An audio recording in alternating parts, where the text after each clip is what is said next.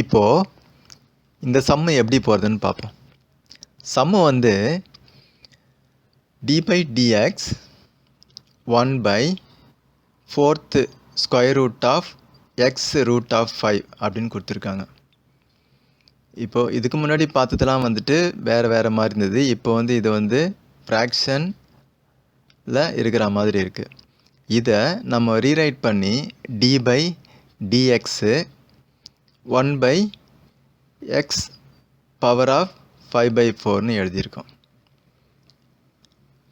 So இந்த 5 by 4 எப்படி வந்துச்சுன்னு தெரியும்னு நினைக்கிறேன் உங்களுக்கு. ஏற்கனவே போன வீடியோலாம் சொல்லியிருக்கேன். இந்த 4th ஸ்கொயர் ரூட் வந்து டினாமினேட்டரில் வந்திருக்கு. எக்ஸோட பவரு 5ஆக இருந்தது, அங்கே நியூமரேட்டரில் வந்திருக்கு. ஸோ இது மாதிரி தான் வந்துட்டு வந்திருக்கு. அதுக்கு அடுத்த ஸ்டெப்பு திருப்பி நம்ம வந்து அதை மாற்றி எழுதுகிறோம். ஏன்னா கீழே இருக்குது, எக்ஸோட பவர் வந்து கீழே இருக்குது. அதை வந்து நம்ம நியூமரேட்டருக்கு எடுத்துன்னு வரோம். நியூமரேட்டருக்கு எடுத்துன்னு வந்தாக்கா எக்ஸோட பவர் வந்து 5 by எக்ஸாக இருக்கிறது 5 by 4ஆக இருக்கிறது -5 by 4ஆக மாறிடும். அப்போது நம்ம எழுதியிருக்கிறது அது மாதிரி தான் எழுதியிருக்கோம். d by dx 1 மேலே இருந்த நியூமரேட்டரில் இருந்த 1 bracket x to the power of -5 by 4ன்னு எழுதியிருக்கோம்.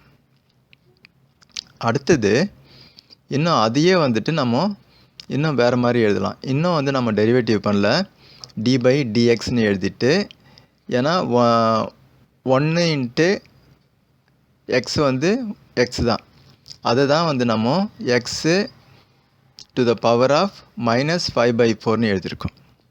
ஓகே, இப்போ நம்ம வந்து டெரிவேட்டிவ் பண்ண போகிறோம். டெரிவேட்டிவ் பண்ணுறதுக்கு ஃபார்முலா கீழே இருக்குது. நீங்கள் ஃபார்முலாவை பார்த்தீங்கன்னாக்கா குழப்பமாக இருக்கும். ஆனால் சில பேருக்கு குழப்பமாக இருக்கும், சில பேருக்கு வந்து நல்லா புரியும். ஸோ எப்படி இருந்தாலும் நீங்கள் சிம்பிளாக எப்படி எடுத்துக்கிட்டுனாக்கா, ஃபஸ்ட்டு ஃபங்க்ஷனோட வெளியில் இருக்கிற ஸ்கொயர் ரூட்டை டெரிவேட்டிவ் பண்ணணும். உள்ளே இருக்கிற வேல்யூவை அப்படியே போடணும். அப்புறம் மல்டிப்ளை பண்ணி உள்ளே இருக்கிற வேல்யூவை டெரிவேட்டிவ் பண்ணி போடணும். இதான் வந்து இது நம்ம புரிஞ்சிக்க வேண்டியது. ஸோ இப்போது ஃபார்முலா பிரகாரம் நம்ம போனோம்னாக்கா எக்ஸோட பவர் வேல்யூன்னா -5 by 4, அதை எடுத்துன்னு வந்து முன்னாடி போட்டோம். டெரிவேட்டிவ் பண்ணுறதுல போடுற மாதிரி போட்டாச்சு. உள்ளே இருக்கிற வேல்யூ என்னது? எக்ஸு, அதே எக்ஸும் போட்டாச்சு. அடுத்தது எக்ஸோட பவர் வேல்யூ -5 by 4 -1, அந்த 1 தான் நான் வந்து 4 by 4ன்னு போட்டிருக்கேன். ஆல்ரெடி நான் சொல்லியிருக்கேன் 4 by 4னாலும் 1 தான், 3 by 3னாலும் 1 தான் அப்படின்னு சொல்லிட்டு. ஸோ அதுதான் இங்கே அப்ளை பண்ணியிருக்கு. டைம்ஸு உள்ளே இருந்த எக்ஸு, அதை டெரிவேட்டிவ் பண்ணாக்கா 1, எக்ஸ் வந்து 1. ஸோ அந்த வேல்யூ தான் இங்கே போட்டிருக்கு. அதுக்கு அடுத்த லைனில் எக்ஸோட பவர் வேல்யூவிலேருந்து -5 by 4லேருந்து -1 கழிச்சா எவ்வளோ வருதுங்கிறத டீட்டெயிலாக கீழே எழுதியிருக்கோம். அதுதான் வந்து -5 by 4 x power of -9 by 4. எப்படி -5 வந்தது வந்து 9 ஆச்சு? ஏன்னா நம்ம மேலே இருந்தது வந்து -5 -4 நியூமரேட்டரில், மைனஸும் ப்ளஸ் மைனஸும் கூட்டியிருக்கோம். பட் சைனை வந்து அப்படியே தான் இருக்கும், ஆடிங் பண்ணியிருக்கோம். அதனால் மைனஸில் இருந்து மைனஸ் போகாது. அதனால் -9 வந்திருக்கு நியூமரேட்டரில். டினாமினேட்டரில் அந்த டினாமினேட்டர் இருந்தது அப்படியே போட்டிருக்கோம். ஸோ 1 வந்து மல்டிப்ளை பண்ணலாம், அது அதே சேம் வேல்யூ தான், அதனால் இந்த மாதிரி போட்டிருக்கோம். அதுக்கு அடுத்த லைனில் டினாமினேட்டரில் இருக்கிறத டினாமினேட்டர்லேயும், நியூமரேட்டரில் இருக்கிறது எல்லாத்தையும் நியூமரேட்டர்லேயும் போட்டிருக்கோம். எப்படி போட்டிருக்கோம்?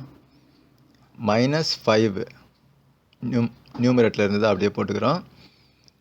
X to the power of -9 by 4ன்றதை நியூமரேட்டரில் எடுத்து தெரிகிற மாதிரி போட்டாச்சு. டினாமினேட்டரில் ஒரு 4 இருந்தது, அது மட்டும் போட்டிருக்கோம். அதுக்கு அடுத்த லைனில் இப்போது நியூமரேட்டரில் இருக்கிற எக்ஸோட பவர் வேல்யூ -9/4. அதை நம்ம மைனஸ் வேல்யூ இல்லாமல் ப்ளஸில் காமிக்கணுன்னாக்கா மேலே இருக்கிற வேல்யூவை கீழே எடுத்துன்னு வந்து போகணுன்னு நம்ம பல வீடியோவில் பார்த்துருக்கோம். ஸோ அதுதான் வந்து அடுத்த லைனில் -5 / 4x பவர் ஆஃப் 9/4ன்னு எழுதியிருக்கோம். இந்த எக்ஸ் 9/4ன்றத வேறு மாதிரியும் எழுதலாம். எப்படி எழுதலாம்? -5 / 4 கீழே இருந்த டினாமினேட்டரில் இருந்த 4 போட்டாச்சு.